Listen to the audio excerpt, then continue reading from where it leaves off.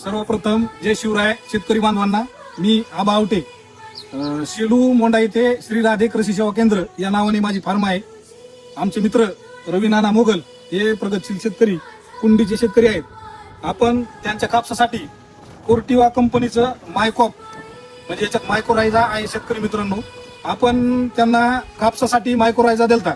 नाना म्हणत होते की मला हुमिक ऍसिड द्या 98%. तर मी त्यांच्या म्हणण्यावर त्यांना 2 किलो हुमिक व 1 किलो फक्त मायक्रोरायझा 2.5 एकरसाठी आपण दिला होता.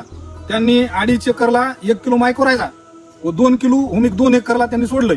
तर त्यांच्या माध्यमातून आपण विचारू की मायक्रोरायझाचे किती रिझल्ट आणि कसे रिझल्ट आलेत हे रवी नानाला 1 मिनिटात विचारू. नाना, तुम्हाला कसे रिझल्ट आले हे शेतकरी बांधवांना आपण सांगावं.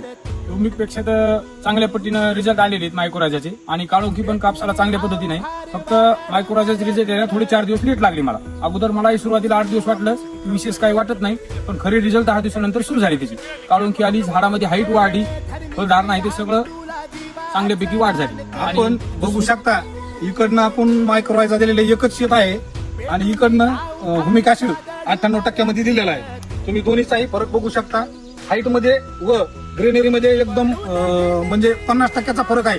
तरी कोर्टिवा कंपनीचे तालुका प्रतिनिधी भागवतराव, आमचे मित्र भागवतराव यांना आपण बाकी माहिती विचारू.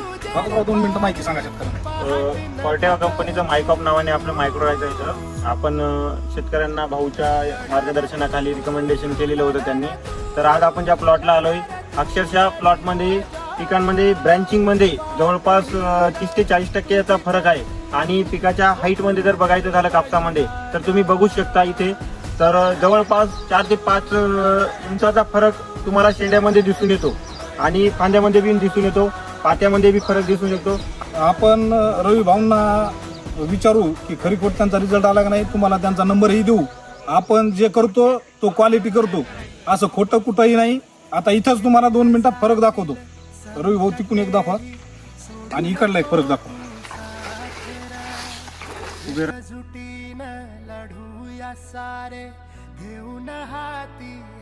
इथून इकडे मायक्रोरायझा सोडलेला 2.5 वाटला आणि त्यानंतर इथून इकडे ह्युमिक सोडलेला आहे 98% वाढत. यातच आपल्याला फरक जाणवत आहे. तरी शेतकरी बांधवांनी एक वेळेस 100% आपल्या विश्वासावर हे मायकॉप कोर्टिवा कंपनीचं आपण अवश्य हळद असो किंवा कापूस असो यांना सोडावे.